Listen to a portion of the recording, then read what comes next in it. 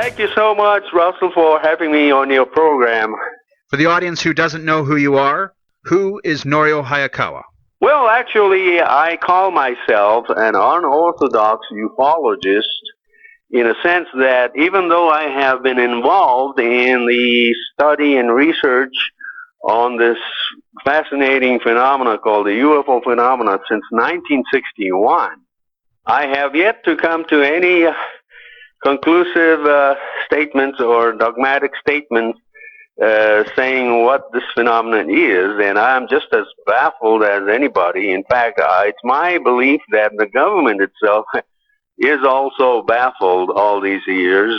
But anyway, that's who I am. Basically, I am not a supporter of any particular theories about this UFO phenomenon, but I believe it is a part of an important element as far as the beliefs are concerned, a very important element of what I call America's UFO subculture.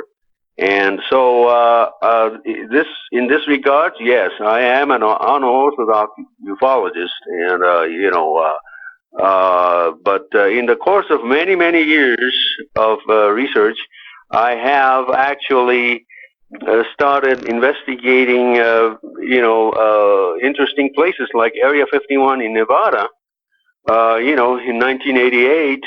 And then also, since I'm now living in New Mexico, I am still continuing my ongoing investigations on a secretive, alleged Dulce underground base theory of Dulce, New Mexico. So these are the two topics, both Area 51 in Nevada and also the alleged underground base in Dulce, New Mexico. These are two topics that are very dear to me because I think it is definitely a reflection of the beliefs of a segment of the population in America, what I call the America's, the Americana, which is a study of philosophies and beliefs and everything, culture of America. And, definitely UFO is part of a culture of America. And I actually call it the UFO subculture. So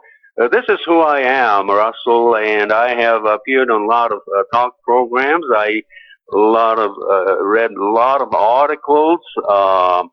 So this is who I am. I'm retired. I moved from Los Angeles, California in 2008, and I moved to right here, New Mexico, a wonderful, amazing, very, very unique state of New Mexico, and I am enjoying my retirement, and so I can actually do this full time if I want to. But I have other interests too, but definitely keeping up with the latest on ufology and is my hobby.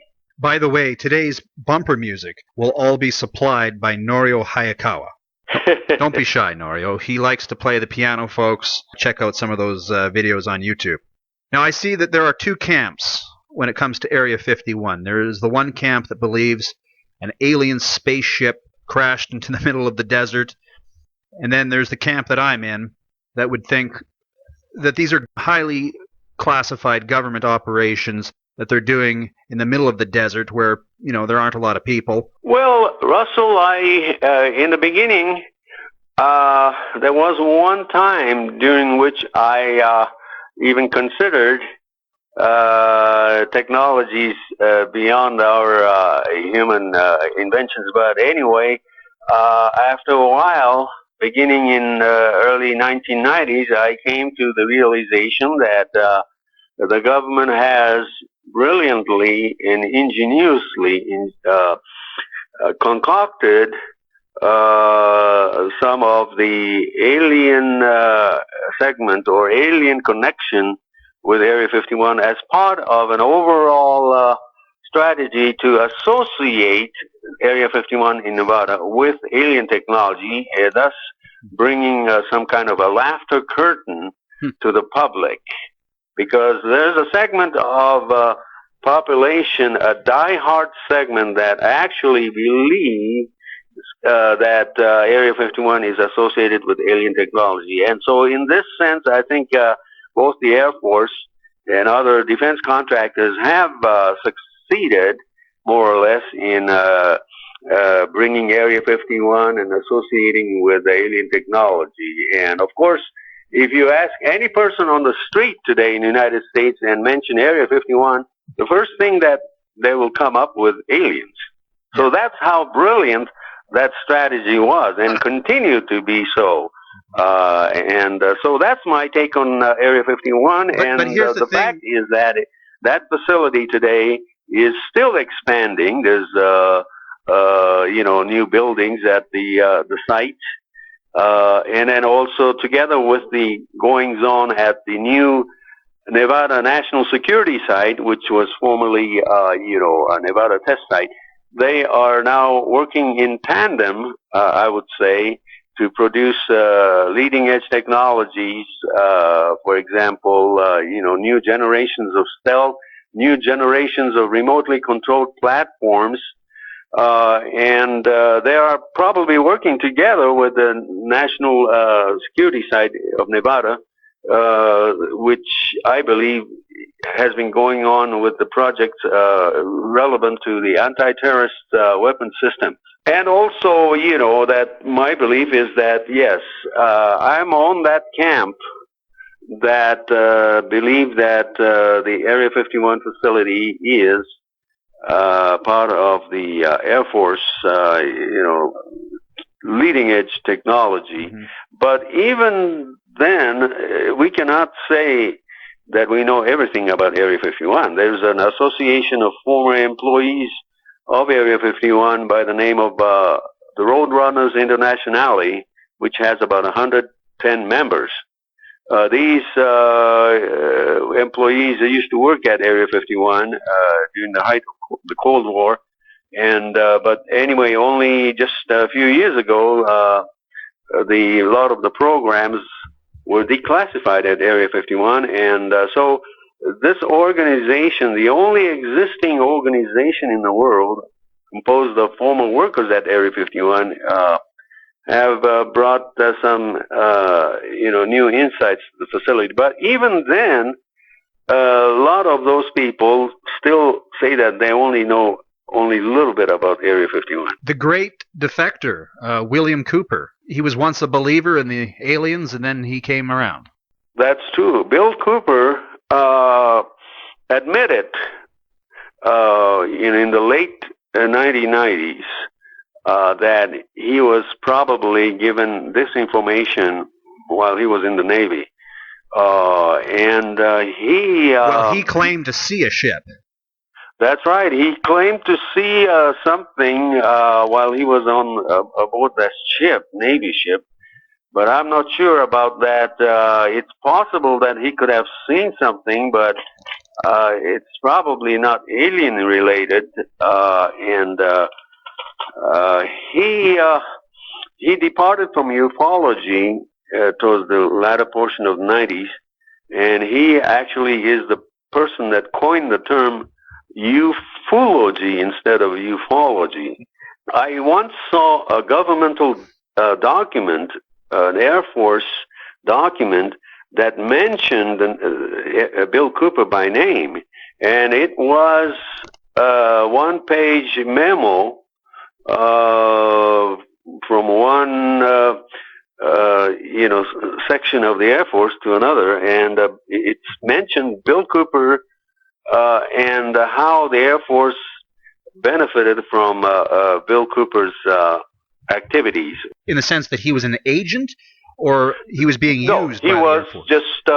He was mentioned by name that they were fortunate to have people like Bill Cooper who played a role, not that Bill Cooper was cooperating, but the Air Force just took advantage of people like Bill Cooper.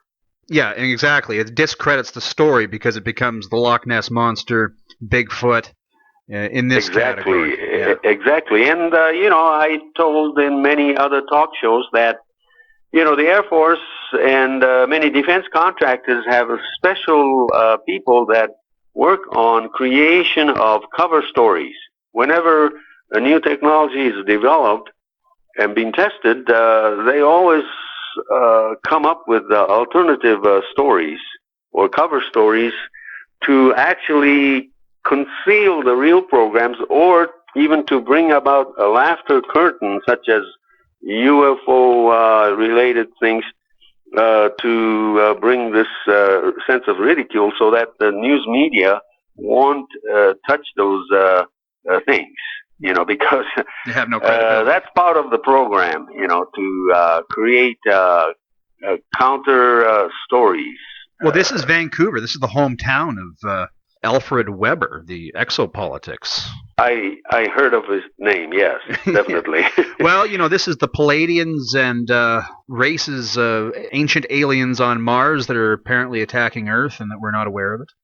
Any credibility to any of that? Russell, it's true that the beliefs in UFOs as alien spacecraft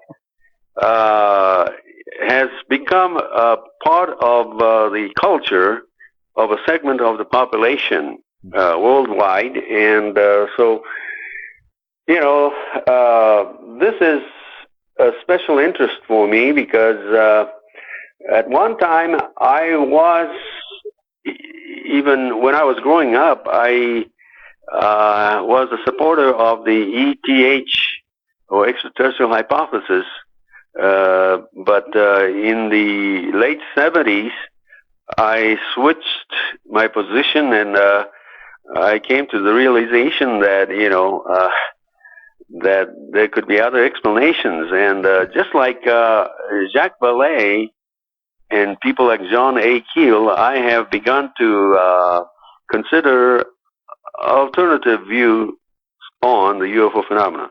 But anyway, that's a long story, but I became interested in UFOs in 1961, and when I was a high school student, and I began to subscribe to publications like NICAP, National Investigations Committee on Area Phenomena, and also the APRO, the Area Phenomena Research Organization. So I used to subscribe to all these newsletters since 1961, and the big change came to me in 1988 when I was living in Los Angeles. That's when I began to know about Area 51, and also places like Dulce, New Mexico. So that was in 1988, before Area 51 was basically a household word. Area 51 came into the public's limelight only in 1989 and not 1988. By 1988, there were some researchers who found out about Area 51 of Nevada, such as William Moore, and even people like John Lear, and then also Bill Cooper also got to hear about Area 51, because at that time they were all communicating with that bulletin boards. They didn't used to have this internet like now. I mean, they were all doing with this bulletin boards. But anyway, so that's my interest. I began to really seriously have an interest in Area 51 in Nevada, especially since 1989, and that's when I heard of Bob Lazar. And then in 1990, in February, I took a Japanese crew, TV crew, to interview Mr. Lazar at his house in Las Vegas, and afterwards, the Japanese TV crew went there to that desolate stretch of land in Nevada, and actually we did see and record some amazing, actually at that time I thought it was amazing, but some kind of a orange light hovering above the Groom Mountains sporadically on Wednesday, February the 21st, 1990. So, but over the years, beginning in the early 1990s, I began to consider that what was taking place in Area 51 was our technology and not alien technology. Well, it was published in Wired only last week. Declassified the schematics for spaceships, for flying saucers. Oh yes, I think it's interesting. Yes, You know, it's I like, definitely I've heard the believe line. that. Have you heard the line, "I don't know, therefore aliens"? I haven't heard that, but that's a good one. Listen, let's take a break, Norio. Reality is a state of mind. You know, you either believe in aliens or you don't. To each person, that's right. reality. It's a very interesting. It's part of the culture, you know. So, what is reality? Well, I think that's the big question. Is reality just material phenomenon, or there could be more to it? So that is the basic question. But the difficulty is that when we talk about UFOs, first of all, there has not been any single solid, tangible, irrefutable documentary evidence whatever that we have ever been visited or are being visited by physical extraterrestrial aliens in physical spacecraft. Not a single evidence, but yet the phenomenon is there. So I think this is an ongoing topic. But at the same time, I believe, just like many researchers do, that the government has attempted and still continues to attempt to create what could be a type of what you call it, perceived UFO. You know, they're working on so many new technologies that it's just amazing. I mean, we talk now about unmanned aerial vehicles and unmanned combat aerial vehicles that are being flown in places like in the Middle East or Afghanistan. But these technologies were already being tested in the late 1970s. And I live in the state of New Mexico, right next to Albuquerque, and I can tell that beginning in the late 70s, groups like Sandia Laboratories had already began testing these remotely controlled platforms. And in fact, Russell, it's my conclusion, and it's the conclusion of several researchers and people that I know, that the government may have test flown some of these prototypes, remotely controlled platforms in places like Dulce, New Mexico, in the early 1980s. And I have a friend in Albuquerque. He is the second son of the late Gabe Valdez, who was a New Mexico State Patrol officer in charge of the Dulce area for many, many years. And, of course, Mr. Gabe Valdez, unfortunately, passed away suddenly last year. But I came to know Gabe Valdez after I moved to New Mexico in 2008 from Los Angeles. And, in fact, we became good friends. But he passed away last year, so now I'm in touch with Gabe's second son, Greg Valdez, who keeps many of the important documents that Gabe Valdez had. And so I invited Greg Valdez to speak just a few weeks ago in Albuquerque at a forum. And he testified that indeed he had seen some interesting things, but just like his father, he came to the conclusion that a lot of things taking place in places like Dulce, New Mexico, are governmental operations, not alien operations. And so, yes, I continue to keep up with the latest on topics like Area 51 in Nevada and also the alleged underground base in Dulce, New Mexico.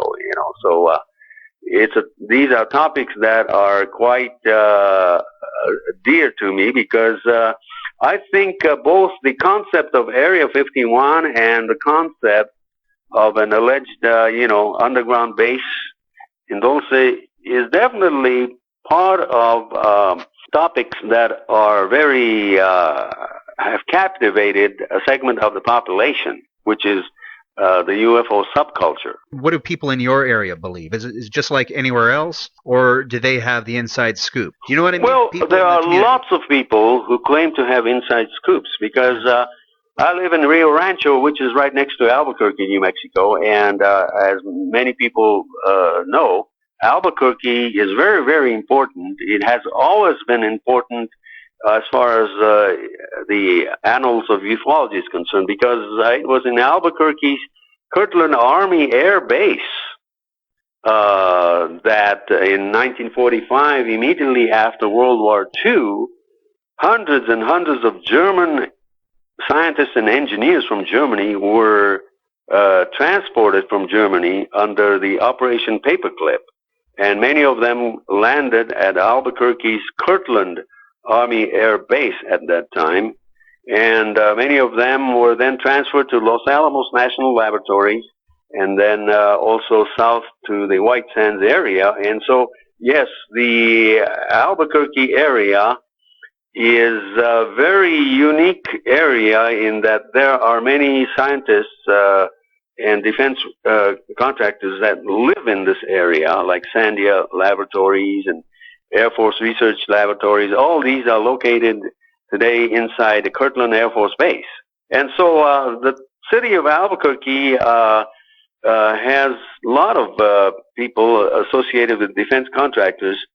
And also, we're very close to Los Alamos National Laboratories, and that's probably the world's most advanced research conglomerate city in the world. And the latest technologies in DNA research, human genome, and so on are continually being, studied at Los Alamos. So, together with, all of this, the state of New Mexico is very, very significant in the fact that it's the fifth largest state in the entire union, but yet the population is only 2 million.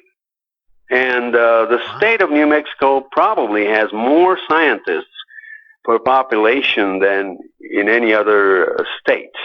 But yet, the general educational level of the people of New Mexico ranks about 48th in the nation.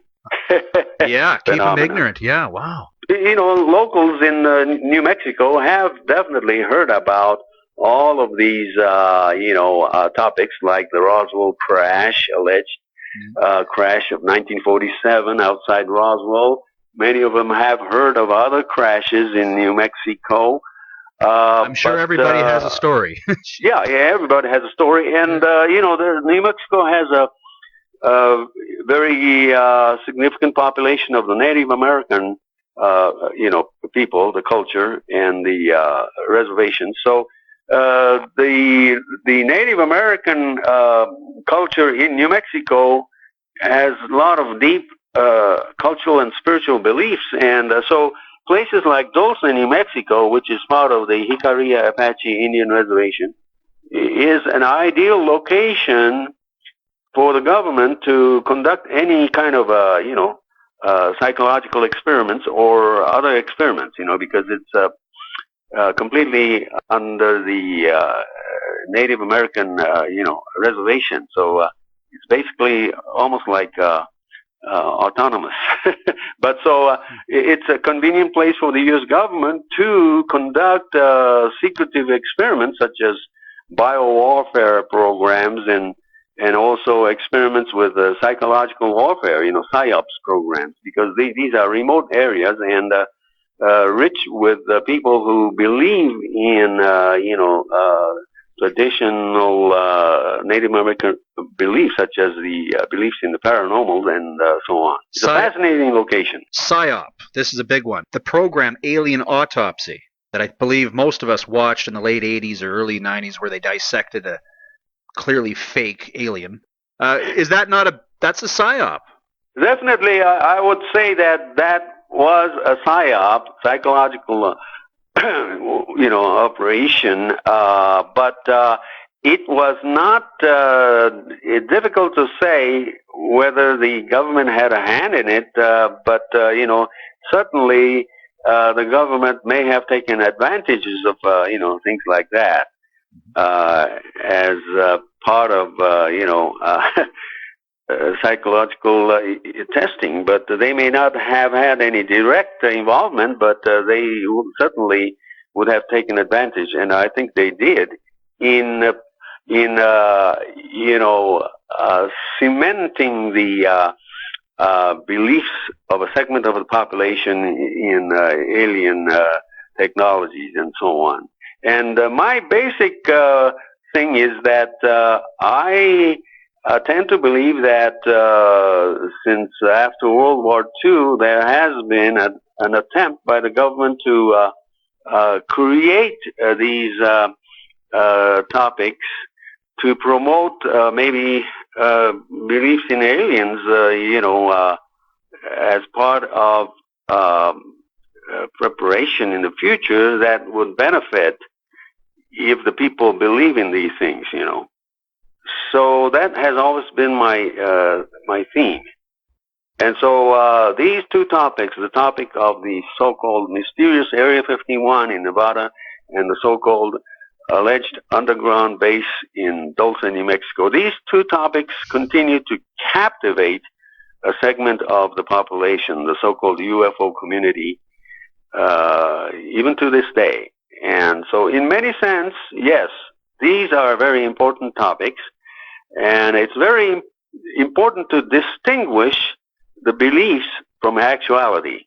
How does Operation Paperclip fall into all of this? For the audience who doesn't know, after Nazi Germany was defeated, many of the scientists either went to Russia or to the United States. Yeah, the Russians had their own version of Operation Paperclip, and the U.S. had Operation Paperclip, in which they tried to get as many German scientists who were involved in, advanced technologies. In fact, in the 1943, already the Germans were test flying this flying wing prototype Horten 229, which had a ramjet engine attached to it and could go about 500 to 600 miles per hour, and so these are very important items, not only rocketry, but probably other technologies that the Germans were working on. So for U.S. it was imperative to bring these scientists so that they could be part of the America's black budget programs. Even today, I think we cannot underestimate the original role of the Operation Paperclip. So what do you make of all these people who claim to be abducted by aliens and can in great detail, that movie Fire in the Sky, for example? Are these just a bunch of liars? Actually, I agree with Bill Cooper, who said that the so-called alien abduction scenarios are one of the most clever psychological operation by the government.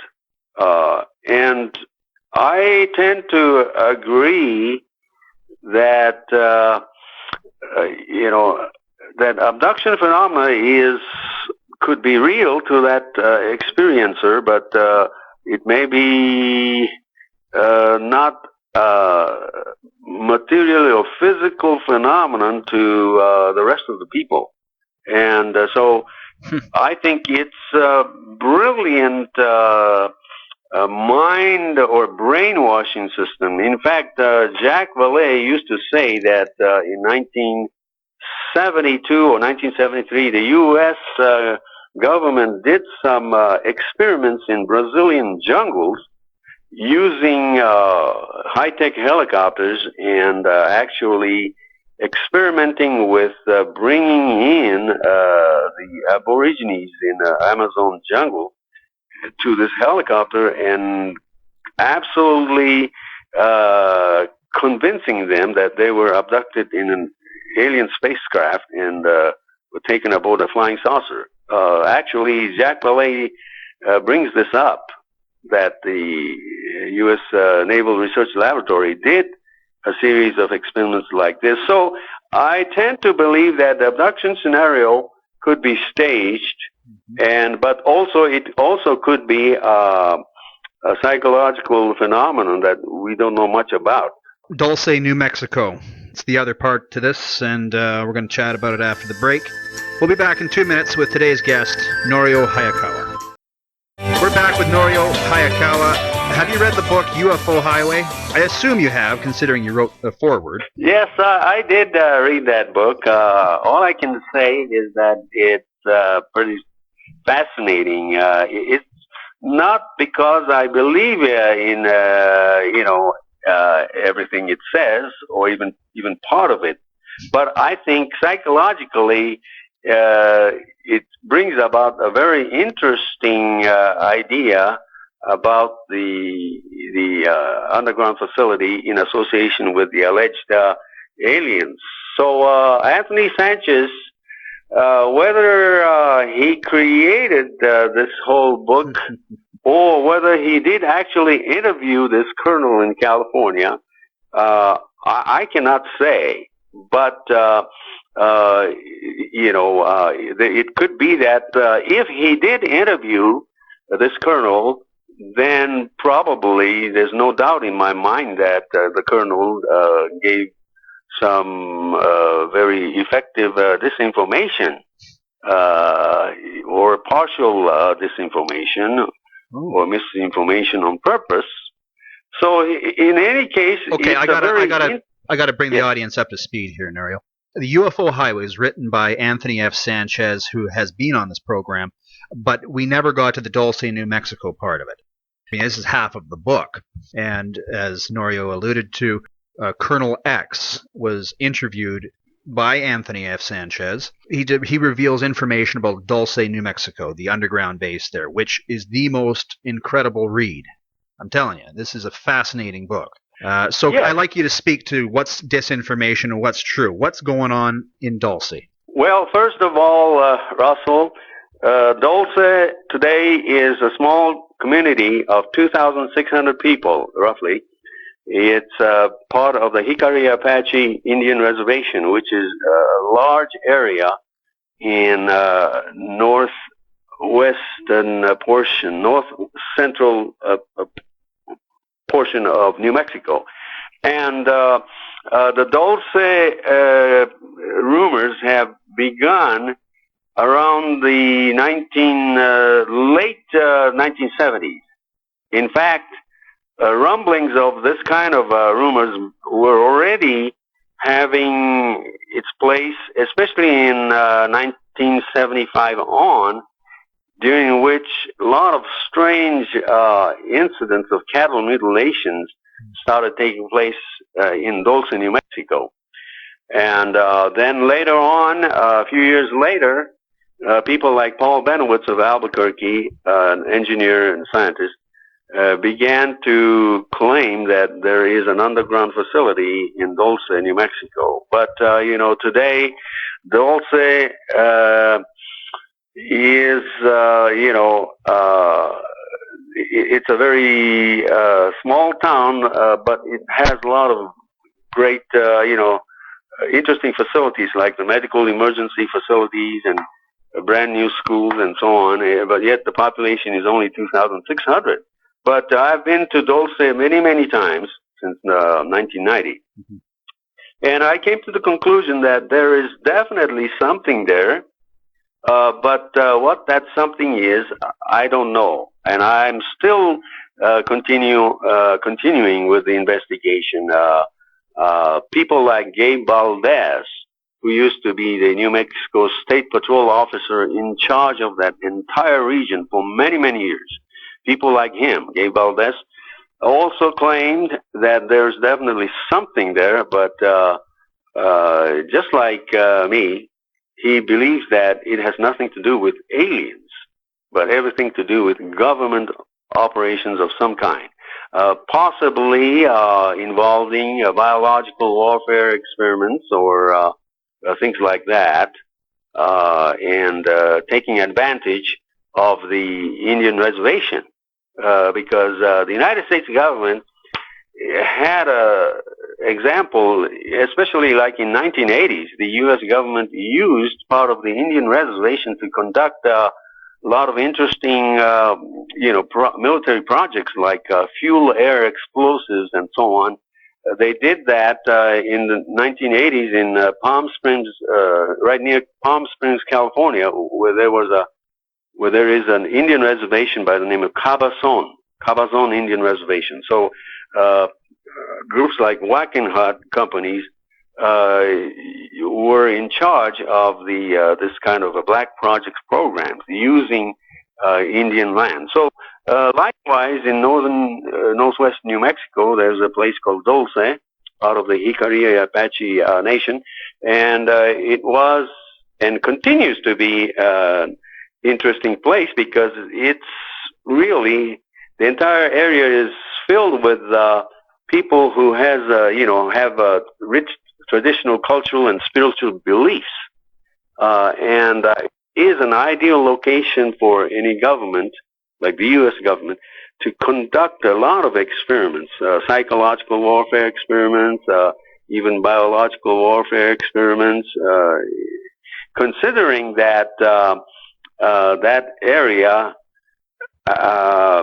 was the place of the cattle mutilations. Actually, it started in that area in the mid-1970s, but even before then, that whole Dulce area was very significant because, Russell, not too many people know that in 1967, the U.S. government, the Atomic Energy Commission, exploded an atomic device underground right near Dulce, only about 22 miles southwest of Dulce, New Mexico, on December 10th, 1967, and exploded an atomic device, like an atomic bomb, a mile and a half underground. Yeah. That was in 1967, and that effect is still being held today, even though the government does not admit it. There is definitely vestiges of radiation and radiation leaks near Dulce area, causing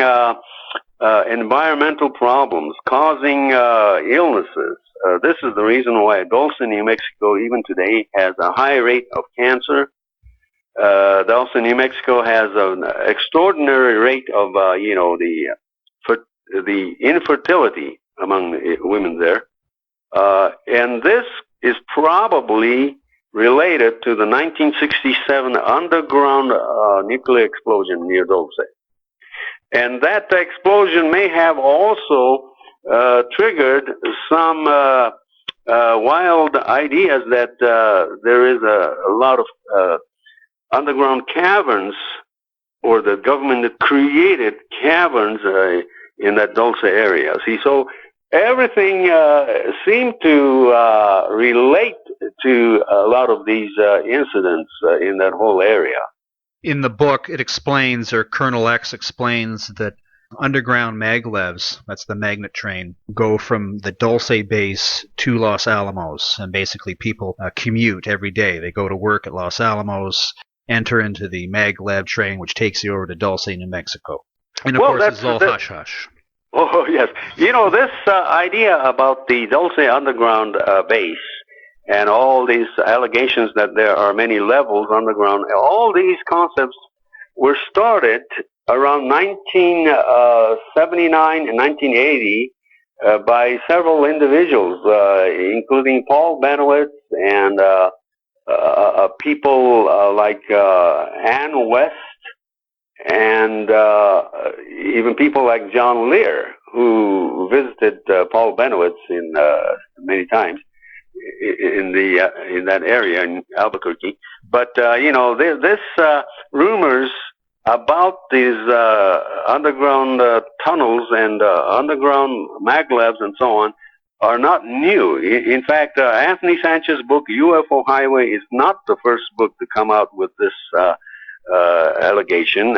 People like Branton or Alan B. DeWalton was already writing about it in the late 1980s.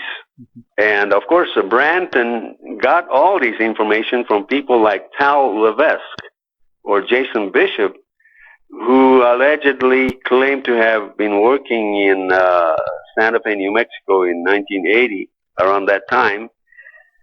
and who allegedly claimed that he got to know a guy by the name of Thomas E. Costello, who claimed to have worked as a security guard at in Dulce. So, so Anthony Sanchez's fascinating book, UFO Highway, is not the first book to explore this, but it's the first book to go into the details and the history of this underground base, as allegedly told by this alleged Colonel X in California in the first month of 2010. But I wrote this forward to this book because I believe that people, should know that there is such a legend. It's an interesting thing. Of course, there's no proof to any of this. It's just that it's a hearsay, but nevertheless, it's an important element of beliefs among a segment of the population. So I think that, as I wrote in the foreword of UFO Highway, I made a statement saying that I do not, 100% believe in everything. In fact, I say that I said in the foreword that this is nevertheless a very important book because it's interesting and it shows the beliefs of a segment of the population, and psychologically, it's a very interesting topic. To believe that there are underground tunnels connecting the southwest of America all over, like from Dulce to Area 51 in Nevada to Los Alamos to Colorado, and people like Tal Levesque, which I mentioned, came up with this schematic map of underground connections in the American Southwest. But Anthony Sanchez's book is unique in that it goes into the history as allegedly told by this colonel. So this is the reason why I actually wrote the foreword. And in the foreword of this book, I mentioned that my wife had a unique experience of being guided into the Colorado's underground NORAD facility in 1978. My wife and her mother had a unique experience of being, guided only for military families. And my brother-in-law used to be stationed in Colorado, so through some connection, they were able to go into this special tour, And so she described this NORAD facility as it's almost like a city. And wow. So that's why I was interested in UFO Highway, and I decided to write this forward. Well, the Rand Corporation have, a long time ago, they've created machines that will tunnel through the earth. And they use some sort of a nuclear technology. This is quite possibly, if we want to keep with the idea that Dulce is there, this is quite possibly maybe what this nuclear bomb that went off was for. Oh, it's very possible, and considering that Dulce is only about 65 miles from Los Alamos, and by straight line, so it's very possible because, as you said, the Rand Corporation by 1950 had, talked about such technologies. So imagine what kind of technology we have right now. So it wouldn't be surprising that to have underground connection between NORAD and Denver area, just 100 miles. So that's why a lot of people seem to take everything as far as Dulce underground base theory is concerned because of these possibilities. See, even in Los Alamos itself has underground hallways to connect technical areas. There are, I think, at least 49 technical areas within Los Alamos, and many of them are connected by underground, hallways and walkways and, underground tunnels, basically.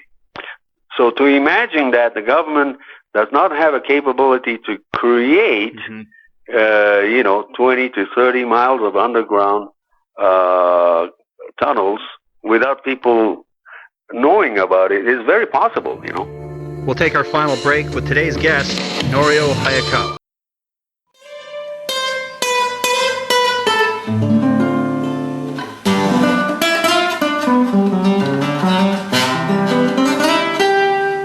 And I can just relax for hours and hours, just creating some melody, whatever comes to my mind. It's nothing complicated. I just create a melody that whatever comes to my mind, and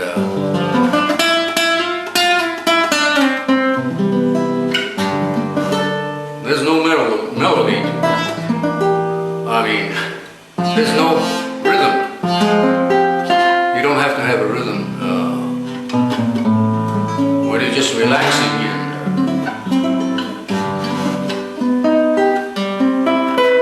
We're back with Norio Hayakawa. Great guest, interesting story. You're really interested in all of this, obviously. That's what you do. This is your life's research. There is so much baloney, so much BS intertwined, interwoven, deliberately so, into the truth, that it's hard to know what's true and what's not. Exactly, and I think it's all part of maybe a conditioning system intentionally set up, many years ago to bring about maybe some kind of, association of these places like Area 51 and Dulce and so on with alien presence. And maybe it's part of a psychological warfare preparation or something. But the reason, Russell, that I'm interested in all of this is because I'm interested in how our hard-earned tax dollars are going into. And the reason why I became interested in Area 51, especially in the last 15 years, is because a lot of workers were suffering from environmental infractions that they were doing at Area 51, dumping toxic chemicals and so on and injuring the workers. But likewise, in the Dulce area, the reason I'm interested is because if the government is spending a lot of money in covert programs there, we have a right to know. And as I stated in other interviews, there's a high rate of cancer in the Dulce area, even today. High rate of fertility problems among women there. This could all be part of the government's careless intrusion into the environment and using some kind of any kind of a military technology related, weapons related programs that could cause harm to parts of the environment, So this is my interest. But I know a lot of ranchers in the Dulce area who are convinced that it's the government that were conducting some kind of biological operations in that whole Dulce area for many years. In fact, I got confirmation verbally from Gabe Valdez, who used to be the New Mexico State Patrol officer in charge of that whole area. I came to know him, as I mentioned elsewhere, in 2008. If the government is spending so much money in this, some kind of obscure program, I think we have a right to know. But I think they have brilliantly utilized the people's beliefs in aliens and UFOs and so on, and taking advantage of such beliefs to, cover their program. It's all about the curious people, a type of person. You're either curious or you're not. You're either a follower or a leader. They're just different types of people. So you're a curious guy. You want to know the far end of the fart, and instead of your mind going to Syria and Libya and real problems and cancer. It goes to aliens, to grays, abductions, etc., and so forth. It's a big distraction, and that slices out a very real percentage of the population that would otherwise be looking up their skirt. Exactly, and people don't know how close they are to things that they should investigate in near their own neighborhood. So this is the reason why I'm here in New Mexico, is that it's a land where a lot of experiments have been conducted and continue to be conducted. So I'm interested in this kind of things because it's brilliantly tied in with people's beliefs in the alien presence and so on. So I'm glad that the University of New Mexico, UNM, invited me to speak at the Student Union this October 22nd on this topic of UFOs and paranormal phenomena. Are they real, and what is reality? And I'm going to definitely bring the New Mexico's specific beliefs among people of New Mexico, and namely places like, Holloman Air Force Base, White Sands, Socorro, Roswell, Dulce, Farmington, and Aztec, and countless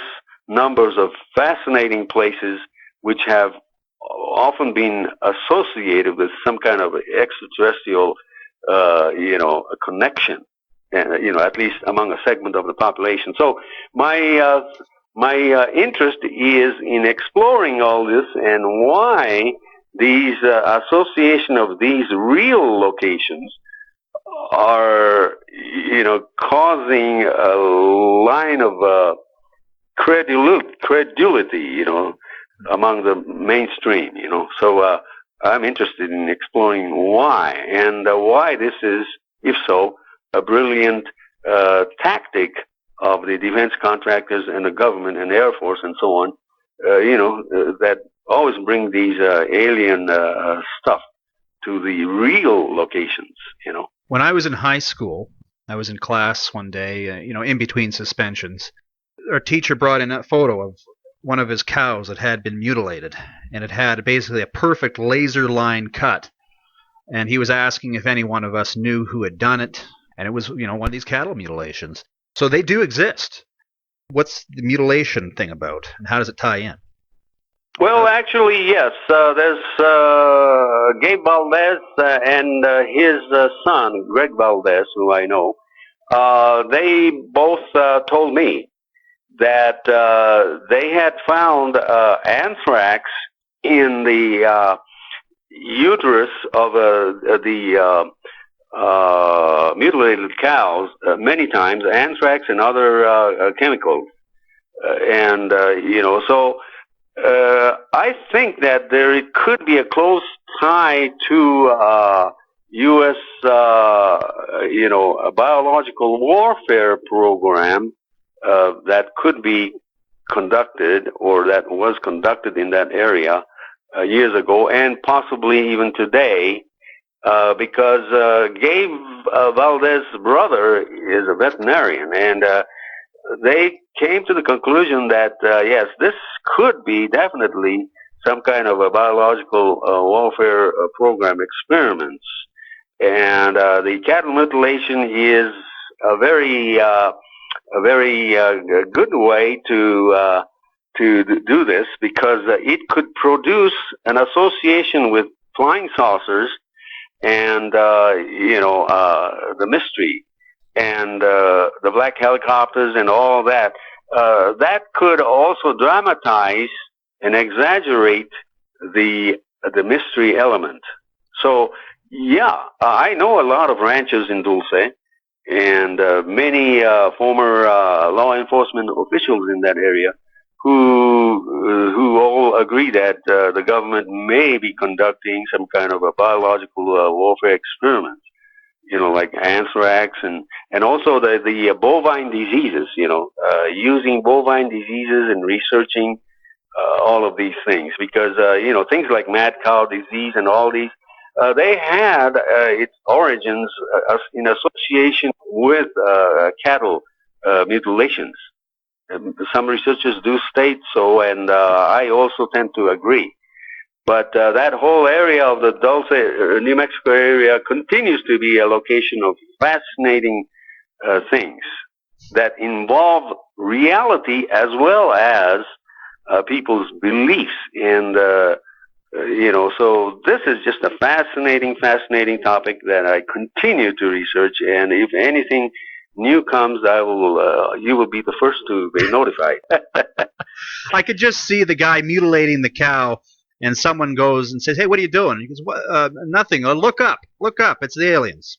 Anyway, if you went underground, you're in Dulce, say. I don't know why you'd visit somewhere that has such high cancer rates, but if you went underground, what do you think you'd see from everything you know, your intuition? Well, it's possible that there is a governmental biological laboratory somewhere, but not necessarily in the humongous scale that had always been believed. Edmund Gomez, who is one of the sons of the largest ranches in Dulce, Edmund Gomez definitely believes that there's a facility, but not as large as people imagine. And this is all governmental operation.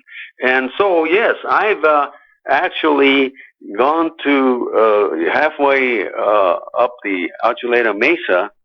I was just there just a couple of weeks ago, and I didn't see any physical evidence, but there are a lot of circumstantial evidence that point out that there could be something there in Archuleta Mountain or Archuleta Mesa or in nearby areas of Dulce, because in fact, in 1945, Los Alamos Laboratories had a plan to dig tunnels in the Archuleta Mesa to dump nuclear waste materials, and so, we don't know for sure, but I wouldn't be surprised if there is an actual physical, some kind of a facility somewhere in that vicinity. But it's very difficult to say because we don't have any photos, nothing. What's the biggest piece of evidence to support the Dulce, New Mexico that you've come across? The smoking gun, the biggest, juiciest evidence piece you've ever seen? I have not found a single smoking gun evidence. But so that's why I'm saying that there's no evidence that is convincingly tells us that there's a physical underground facility either underneath the Archuleta Mesa or underneath Mount Archuleta, which is part of the Archuleta Mesa,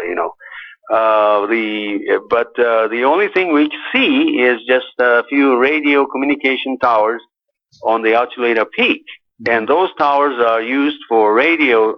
There's a radio station. And then emergency medical service radio communication towers is right there.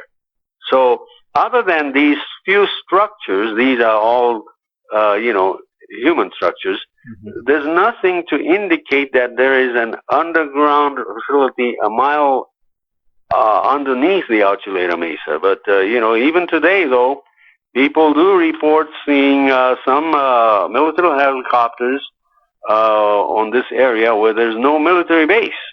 And then, of course, sightings of interesting lights continue even to this day.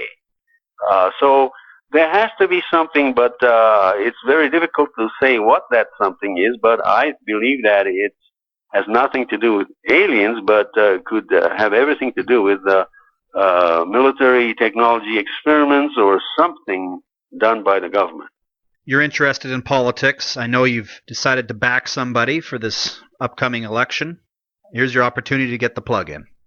Well, living in New Mexico, it's my belief that, and I can tell from learning about New Mexico that, Gary Johnson, who used to be governor of New Mexico twice in a row, he did a very, very good job from all of what I read, and he is the only person running in this presidential election. He is on the ballot in 47 states.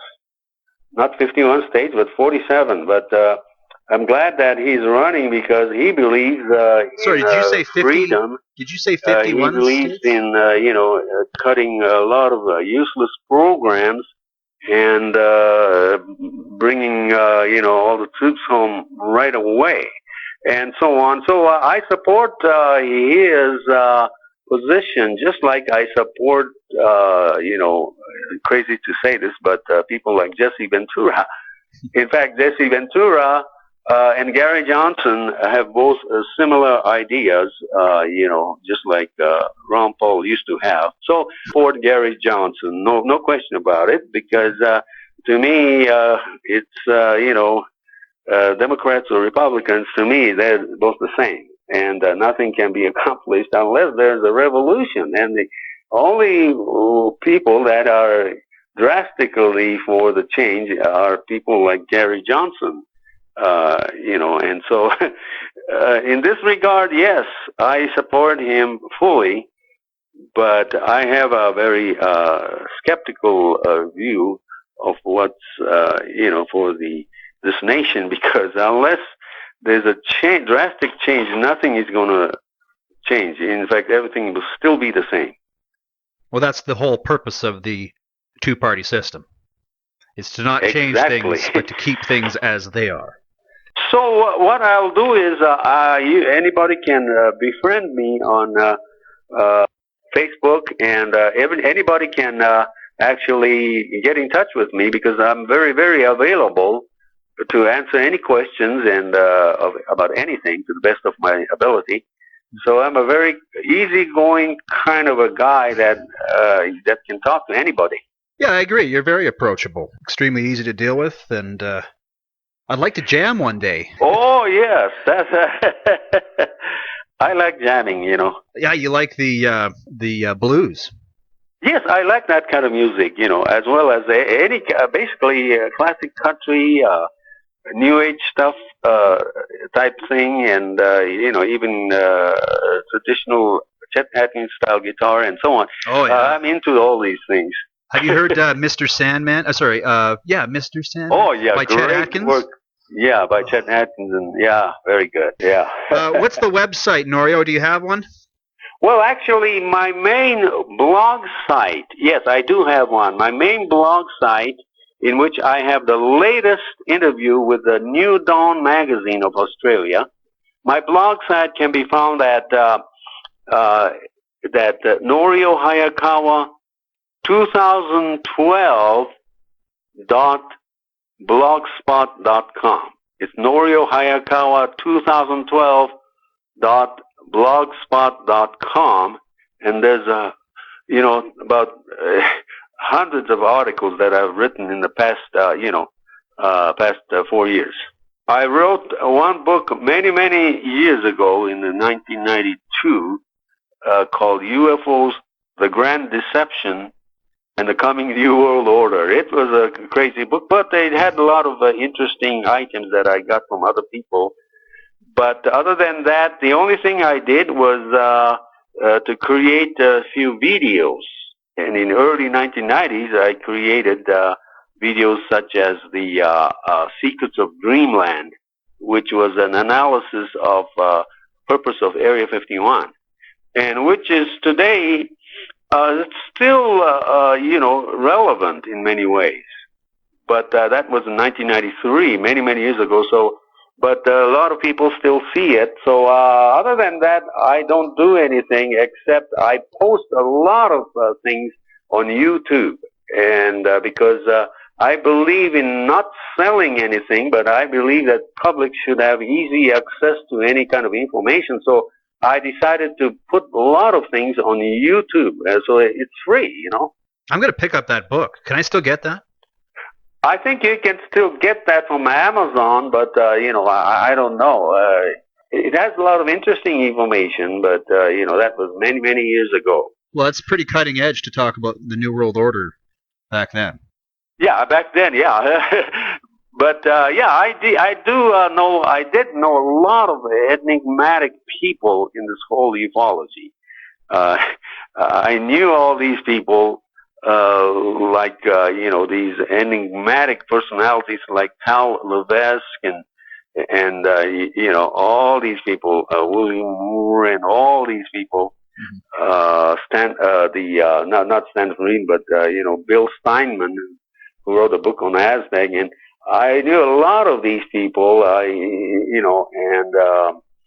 but anyway, many of these things are in my blog site, Norio Hayakawa 2012.blogspot.com. You don't even have to put the www. All you have to do is just put Norio Hayakawa 2012.blogspot.com, and there's a lot of interesting links and items that I wrote. So I'll put a link over on westcoasttruth.com. So if anyone gets confused, just go to westcoasttruth.com and I'll have a link there for the Norio. Oh, very good. Yeah, for sure. Norio, I love chatting with you. It's pretty casual.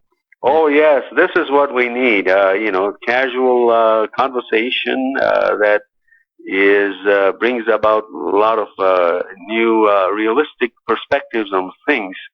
To the best of our knowledge. But anyway, it's my great pleasure to be, talk with you, Russell, and maybe sometime in the future we'll do again after I collect more interesting information. Got you on Facebook, so I'll be on the cutting edge of that, and I'll be able to inform my audience. Norio Hayakawa, thank you very much for being on the West Coast Truth.